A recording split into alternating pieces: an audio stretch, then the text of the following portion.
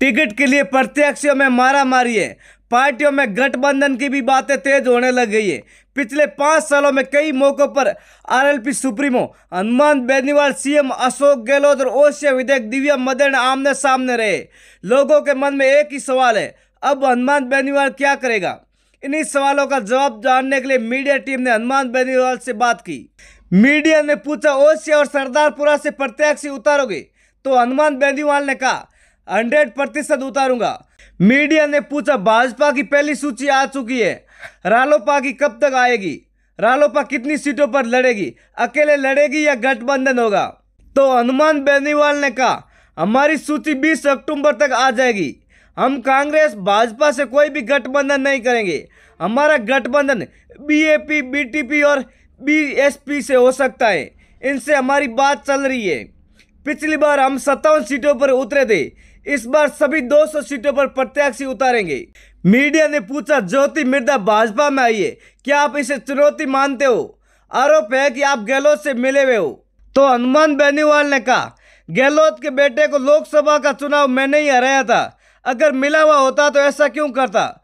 जब गहलोत की सरकार गिर रही थी तब हमारे तीनों विधायक बीजेपी के साथ में थे। मैं सीएम से 4.5 साल में कभी नहीं मिला। इंडिया बुल्स कंपनी पर हजारों करोड़ रुपए के घपले के आरोप हैं। सुब्रमण्यम स्वामी ने इस मामले को उठाया था। ईडी के रडार पर ज्योति मिर्धा का पूरे परिवार था, क्योंकि ये कंपनी इन्हीं की है।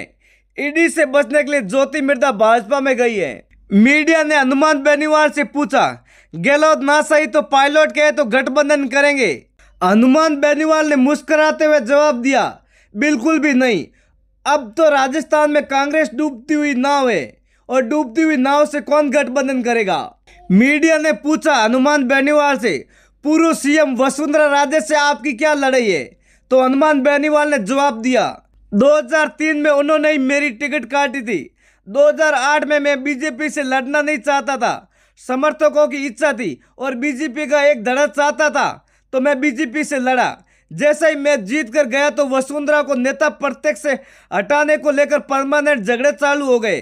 कुछ भ्रष्टाचारी जो वसुंधरा के नजदीक थे वे हमें पसंद नहीं थे। मैडम उन्हीं के कहनों से चलती थी। यही हमारे झगड़ों के कारण थे।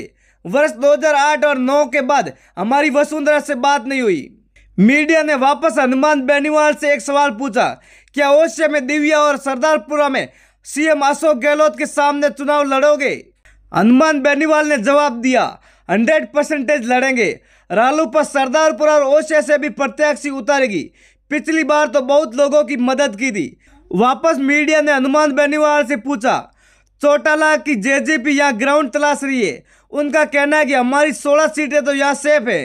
तो हनुमान बेनीवाल ने जवाब दिया, कोई भी फायदा नहीं है। उनके तो हरियाणा में भी पैर टिक नहीं रहे। उन्हें जो वोट मिला था वो खट्टर के खिलाफ मिला था और वो उसी के कदमों में बैठ गए। वो यहाँ इसलिए आए कि मैं यहाँ बैठा हूँ। ये बीजेपी की चाल थी कि मंदिर का मुद्दा बनाकर हनुमान बेनीवाल को कमजोर करो। मीडिया ने वापस हनुमान बेनीवाल से पूछा, प्रधानमंत्री नरेंद्र मोदी से आपका क्या विवाद है? तो हनुमान बेनीवाल ने जवाब दिया, मैंने हमेशा उनका साथ दिया, लेकिन विकास के नाम पर मेरे इलाके में उन्होंने इग्नोर किया। किसान और जवान दोनों मामलों में मैं सरकार से नाराज हूं। किसान बिल तो वापस ले लिया, लेकिन अग्निपथ में आधी बात ही मानी। मैं चाहता हूं कि सेना में भर्ती पूर्व की भांति हो। वापस मीडिया ने हनुमान बेनीवाल से कहा, आप पर जाटवाद का आरोप लगता रहता है। रालोपा को जाटों की पार्टी भी कहा जाता है, क्या यह सही है? तो हनुमान बेनीवाल ने जवाब दिया, यह आरोप बिल्कुल गलत है। पिछली बार हमारे 57 में से 12 प्रत्याशी शेड्यूल कास्ट के थे, 9 मुस्लिम थे। यादव, गुजर, मीणा, ब्राह्मण व राजपूत भी उम्मीदवार थे। मैं लड़ाई लड़ रहा हूं, इसलिए कई लोगों को तकलीफ है। सब जानते हैं जाट समाज के लड़कों ने गलत किया है, तो मैं उनके खिलाफ भी लड़ा हूं।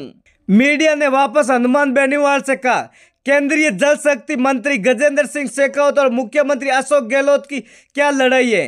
तो हनुमान बेनीवाल ने जवाब दिया, अब तो लड़ाई नहीं रही, समझौता हो गया दोनों में।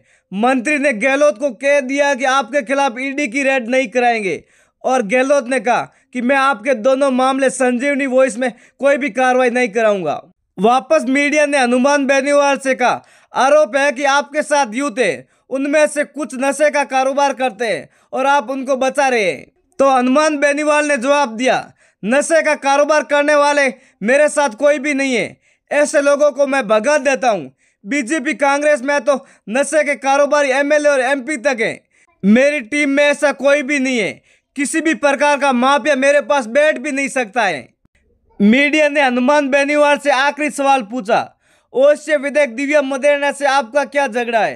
तो हनुमान बेनीवाल ने जवाब दिया, कोई भी झगड़ा नहीं है, दिव्या मेरी छोटी बहन है। पिछली बार उनके पिताजी जेल में थे, तब उनका परिवार बहुत तकलीफ में था, तब उन्होंने मदद मांगी तो मैंने ओवैसी से कोई भी प्रत्याशी नहीं उतारा है। यदि उतारता तो दिव्या हार जाती, लेकिन दिव्या उसी अशोक गहलोत के साथ है जिन्हें उनके पिताजी को जेल में डलवाया था। पंचायत चुनाव में रालोपा का विरोध उसी ने शुरू किया था। रालोपा के लोगों पर झूठे मुकदमे दर्ज कराए, चुनाव चिन्ह को लेकर अनगढ़ बातें की, तो धीरे धीरे कार्यकर्ताओं में रोष हो गया। बाकी व्यक्तिगत मेरा कोई भी झगड़ा नहीं है।